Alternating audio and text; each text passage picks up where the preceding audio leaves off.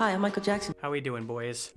After premiering in 1989, The Simpsons quickly skyrocketed into the forefront of the American zeitgeist as the face of the counterculture movement. It was a sort of visual representation of the rebellious nature of Gen X and the pushback against the norms set forth by their baby boomer parents. Whereas the boomers had wholesome family sitcoms like The Waltons, Andy Griffith, and The Brady Bunch, Gen X audiences in the 80s and through the 90s were embracing more irreverent programming that portrayed and satirized the reality of the dysfunctional American family, and to a greater extent, the average American. Shows like The Simpsons, Growing Pains, Family Ties, and then even later, those of the likes of Roseanne and Married with Children still had their wholesome moments, but still utilized humor that was considered risque or even controversial at the time of their airings. By September of 1991, The Simpsons was beginning its third season and was approaching its peak popularity. In an interview with The Guardian in 2021, former writer John Swartzwelder says, "I've always thought season 3 was our best individual season. By then we had learned how to grind out first-class Simpsons episodes with surprising regularity. We had developed a big cast of characters to work with, we hadn't even come close to running out of storylines, and the staff hadn't been worn down by overwork yet. Season 3 was a fun year to be in the Simpsons writers' room, and I think it shows in the work." With this skyrocketing popularity in mind, especially among the notoriously finicky younger generations, it's only natural that The Simpsons would catch the attention of other celebrities looking to cash in and expand their influence. This included the king of pop himself, Michael Jackson. Jackson was a massive fan of The Simpsons, and in the DVD commentary for the third season, creator Matt Groening mentions that Jackson reached out personally to see if he could star in an episode. What I remember was Michael Jackson had said he wanted to do the show, so Jim he called up. First of all, you Yeah. got to realize that you actually have Michael Jackson on the phone. I mean, it was just... I was working in the office by myself late one night, and the phone rang. "Hi, it's Michael Jackson." And I thought, I couldn't believe it. And it was a back and forth for about a minute before I finally believed that it was actually Michael Jackson. Okay. He specifically enjoyed the antics and personality of Bart Simpson, at one point receiving a signed talking Bart doll from Nancy Cartwright, the character's voice actress. And he was a huge Bart Simpson fan, just not just Simpsons, but Bart. He loved Bart.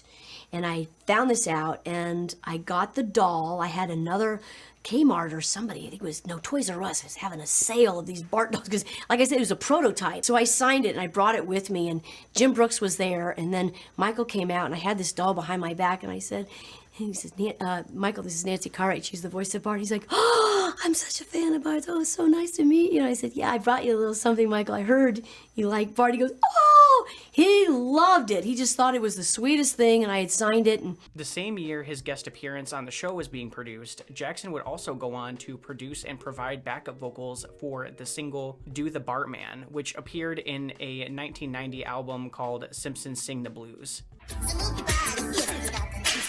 Front to back in a rock-like motion. Feel that you got it if you think you can. Repeat the music, that's the Bartman.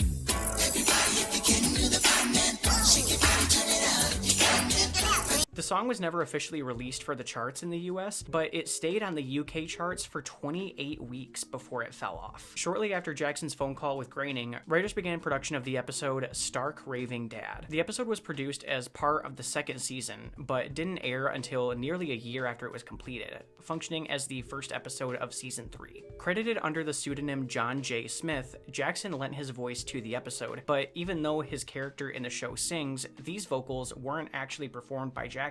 The singing vocals were performed by Michael Jackson impersonator Kip Lennon. James Brooks, a producer for the show, mentions in the commentary for this episode that this was due to legal obligations with Epic Records, Jackson's record company. Brooks also says that Lennon was specifically chosen because Jackson wanted somebody who sounded enough like him that he could convince his brothers that it was actually his voice. The episode itself is pretty okay, in my opinion. Like, it's not as good as other episodes this season, like Flaming Moe's Radio Bart or Homer at Bat, but it's also definitely not the worst that this season has to offer. It starts with Lisa and Bart having a discussion about Lisa's birthday, which is coming up very soon. Lisa's disappointed that Bart always forgets her birthday and never gets her anything. Bart vows that this year will be different, and he swears that he will get her something thoughtful this year. Meanwhile, Homer is distraught because Bart threw his red hat into a load of laundry that contained all of Homer's white shirts, which stained all of them pink. This, of course, promptly lands Homer in a mental mental institution, where he meets a 6'6", 300-pound white man who claims to be Michael Jackson. Michael calls the Simpson house at Homer's request to alert the family about his situation, and Bart doesn't buy it at first, until Michael proves it by listing his last 4 dates to the Grammys, which seems really stupid because, like, if Bart knew that, kind of seems like any fan of Jackson's at the time might have known that. I don't know, whatever. Bart is 10. So Bart tells Marge that Homer is in a mental institution, and she leaves to go and get him out. Homer is released after Marge confirms that Bart, the boy that is the source of Homer's anger, is real and not a figment of his imagination. And Homer tells Michael that once he's out, he should stop by Springfield. Michael offers to come over for dinner that very night, since he's actually only in the institution voluntarily. Homer calls the house to let Bart know that Michael's coming over for dinner and makes Bart swear he won't tell anyone. And naturally, the entire town is alerted of Michael Jackson's imminent arrival, only to be distraught and disappointed when the man who arrives can't possibly be the real Michael Jackson. This entire incident happens to occur directly on Lisa's birthday, and since Bart was caught up in the excitement of Michael Jackson coming to town, he completely neglected to get her anything or do anything meaningful for her. Lisa is obviously incredibly hurt and proclaims that from this point on, they are siblings in name only. Michael tries to comfort Bart, who is angry about being deceived, and Michael tells him that since he grew up without much money, he would write his sisters songs for their birthdays just to show them that he cared about them. Bart lashes out at him and tells him to get lost because he is clearly not Michael Jackson, but has a change of heart at the last minute, and the two stay up all night writing a song for Lisa, which is admittedly pretty catchy.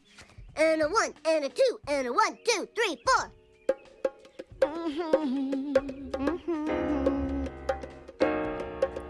Lisa, it's your birthday. God bless you this day. You gave me the gift of a little sister, and I'm proud of you today. Lisa forgives Bart, and just when, against your own better judgment, you're starting to buy the charade that this man actually just might be the real Michael Jackson, he reveals himself to be a man named Leon Kompowski, a bricklayer from New Jersey. He said that he was angry and bitter until one day he just began talking in Michael Jackson's voice. He saw the way it positively affected those around him, and I guess just decided to run with it. He leaves the Simpson house, never to be seen again. Like most episodes from this era of The Simpsons, it's very joke dense and has a whole lot of heart. All in all, I consider it like a 7 out of 10 episode. It's really good. At the time, the episode was very well received, and there were a lot of fans speculating on whether or not it was actually Michael Jackson's voice. But in the years after this episode's airing, boycotts would begin against it after disturbing news broke about Michael Jackson. Hello, Wade. Congratulations, little one. Today is your birthday. I don't celebrate birthdays, of course, but I thought I would take this moment to say congratulations on the day that you were born. And in my opinion, you should spend this day with your mother and your father who conceived you, and you should be giving them the presents and being thankful that they brought you into the world. And the future is yours, and you can do whatever you want. So congratulations. I love you. Goodbye.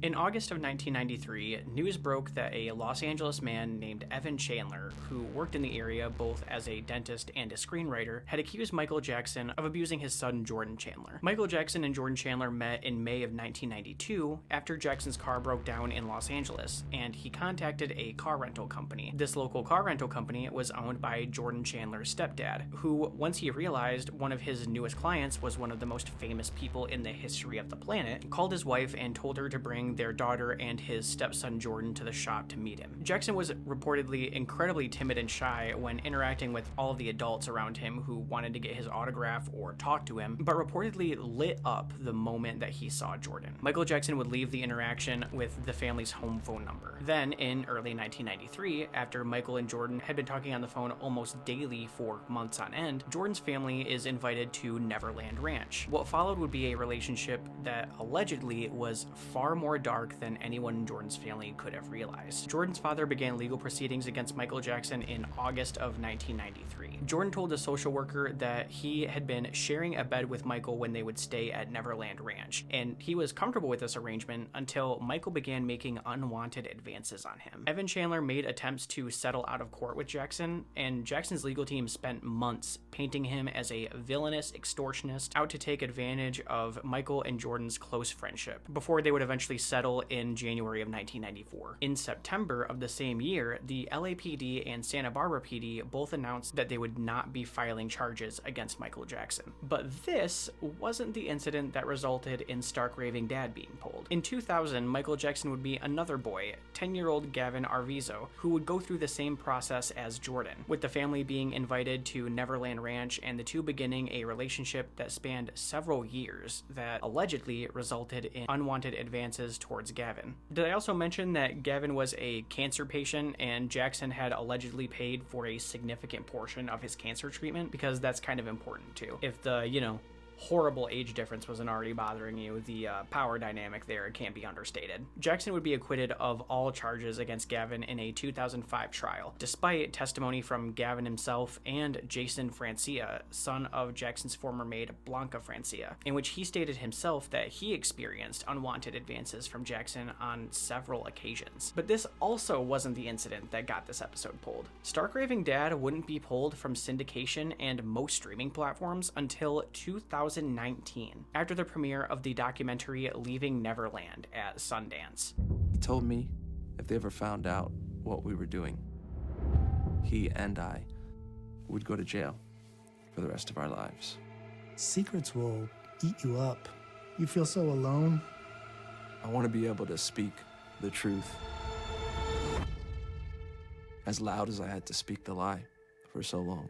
The film was a look at Michael Jackson's relationship with James Safechuck and Wade Robson, two men who were close with Jackson throughout the entirety of the 90s when they were young boys entering the entertainment industry from humble beginnings. The documentary tells the story of how Jackson disoriented these families by catching them up in a whirlwind of luxury and glamour and becoming close with them before pushing the boundaries with their children further and further, and how James and Wade have dealt with the ramifications of their relationship with Jackson in their later lives as they've made attempts to come to terms with what happened to them. This documentary is a beast, coming in at just over 4 hours of runtime, but if you have the time, I definitely recommend giving it a try. It is worth a watch. The release of this documentary reignited the debate of Michael Jackson's innocence, and this was evidently the straw that broke the camel's back for Disney Plus and other streamers. I obviously can't say for sure whether Michael Jackson was for sure innocent or guilty, but for me, the evidence that he made unwanted advancements on minors seems to stack up